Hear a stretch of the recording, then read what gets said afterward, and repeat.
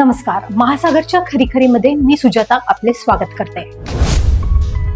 आज बिहारमध्ये तेथील सत्तारूढ पक्षाच्या विरोधात अनेक पक्षांना सोबत घेऊन राहुल गांधी यांनी तेजस्वी रणशिंग फुंकले. जे शब्द राहुल गांधींनी वापरले आहेत ते शब्द न्यायालयाला म्हणजे सर्वोच्च न्यायालयाला पसंत नाहीत आणि निवडणूक आयोगाला तर विरोधीच वाटतात. विरोधी पक्ष म्हणून आजच्या सत्तारूढ पक्षाने आधुनिक गांधी बाबांना पुढे करून जे महा आरोप केले होते त्या सर्व आरोपांचे या 11 वर्षात अक्षरशः 12 वाजलेले आहेत. म्हणजेच हे ईडी सारखे झाले आहे. ईडी एखाद्यावर आरोप करते, त्याला तुरुंगात टाकते, पण त्या विरुद्धचा खटला खाटल्यावरच संपतो.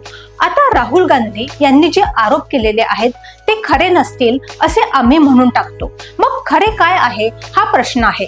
निवडणूक आयोगाने कोणत्याही राजकीय पक्षावर आरोप न करता त्याबद्दल सांगितले पाहिजे. निवडणूक आयोगाचे काम राजकीय निवेदने करण्याचे नाही, पण सध्या सर्वच जण आपल्या संवैधानिक आणि राजकीय मर्यादा विसरलेले दिसत आहेत की काय असा संशय येण्यास जागा आहे. राहुल गांधी सध्या भलतेच जोशात आहेत. ते पूर्वीच्या विरोधी पक्ष नेत्याप्रमाणे नाहीत. याचे कारण असे असावे की आताचे सरकार पूर्वीच्या सरकारसारखे नाही. कारण 1947 पासूनचा जर इतिहास बघितला तर विरोधी पक्षातील अनेक दिग्गज नेते काँग्रेसच्या प्रचंड बहुमतासमोर कधीही झुकले नाहीत. पंडित जवाहरलाल नेहरू यांच्यासारखे अत्यंत लोकप्रिय नेते पंतप्रधान पदावर होते. त्यांची जादू सुद्धा 1962 साली झालेल्या चीनी आक्रमणानंतर कमी झालेली होती. तेव्हा आपला पराभव होत आहे असे दिसत असतानाही नेहरूंनी लोकसभेचे अधिवेशन बोलावले, सर्व आरोपांना उत्तरे दिली. त्यानंतर जे युद्ध झाले ती फक्त पाकिस्तान विरुद्ध होते. विशेष म्हणजे सर्व युद्धामध्ये आपण या पाकड्यांना 4 मुंड्या चित केलेले आहे. नुकत्याच संपलेल्या ऑपरेशन सिंदूर मध्येही आपण पाकिस्तानला दाबूनच टाकले. एवढा पराक्रम गाजवून आपल्या सैन्याने देशाची मान उंचावली. त्याबद्दल देशाला विश्वासात घेतले असते तर अधिक बरे झाले असते.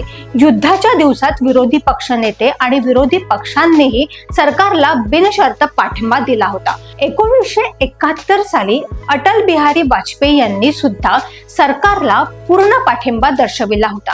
एकूणच काय, जर परस्पर सामंजस्य असले तर विरोधी पक्षाच्या मनातील विकार कमी होऊ शकतो. विरोधाला विरोधाने तोंड देण्याऐवजी सरकारने संयमाने उत्तरे दिली असती तर कितीतरी प्रश्न आपोआपच सुटले असते. आता राहुल गांधी यांच्या मतचोरीबद्दलच्या ताज्या वक्तव्यांचा किंवा आरोपांचा जबाब निवडणूक आयोगाने द्यायला पाहिजे होता. त्याऐवजी निवडणूक आयोगाचे अघोषित प्रवक्ते बनून विरोधी पक्षांच्या आरोपाचे उत्तर देण्याची इतरांना काहीच गरज नव्हती.